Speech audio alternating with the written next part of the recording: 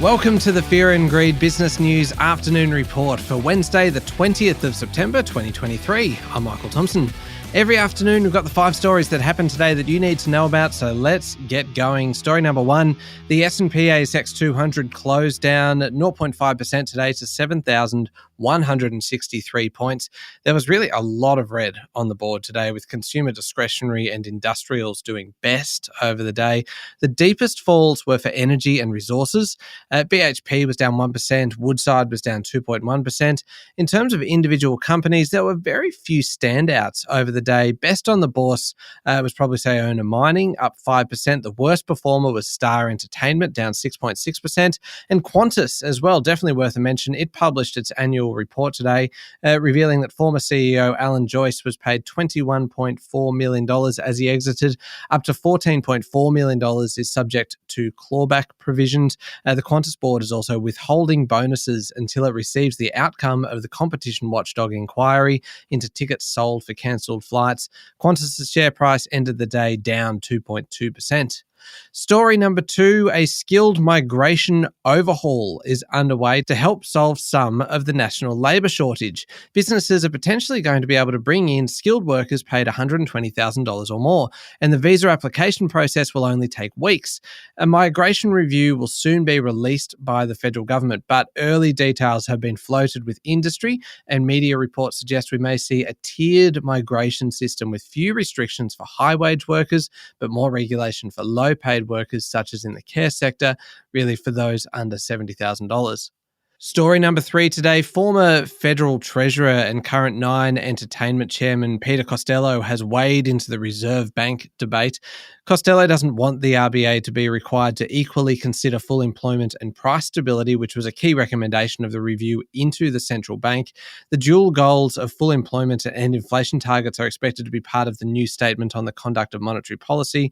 This is a task on Treasurer Jim Chalmers and new Governor Michelle Bullock's to-do list for the months ahead. But Costello says there's no reason to change the institutional arrangements, and making these two goals have equal weighting could risk watering down the importance of the current 2 to 3% inflation target. Now, Costello formalised this target in 1996 when he was in government. He told the Financial Review today that the government is responsible for full employment because it has the tools at its disposal to manage it, including the industrial relations system, tax, immigration and training.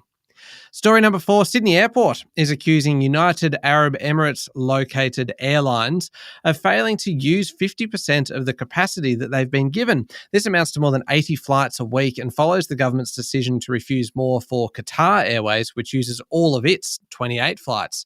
The airport's outgoing CEO, Jeff Colbert, has told a Senate inquiry that more than 14,000 landing slots weren't being used annually, as airlines are in general not actually using their full capacity. He said flights have returned to 90% of pre-pandemic levels, but airlines have been requesting 100% of slots or more, which means that 40 slots aren't being used every day from global airlines.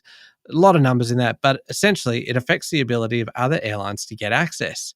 One more quick announcement as well from Sydney Airport today. New CEO incoming.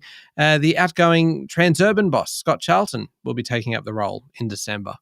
Finally, story number 5, banks may be forced to maintain rural branches as part of their banking license operations. That is one idea that's being discussed by senators who raised the proposal during a public hearing for an inquiry into regional bank closures earlier today. Commonwealth Bank Chief Executive Matt Comyn pushed back on the suggestion, saying the bank is in consultation with mayors and local communities in the country and has agreements to maintain its rural network until 2026.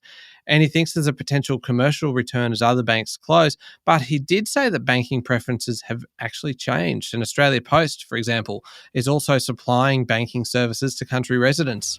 That's it for the afternoon report for Wednesday, the 20th of September, 2023. Don't forget to hit follow on the podcast and find Fear and Greed on LinkedIn, Instagram, X and Facebook. And join us tomorrow morning for the Fast 5 Business News by Fear and Greed. I'm Michael Thompson. Enjoy your evening.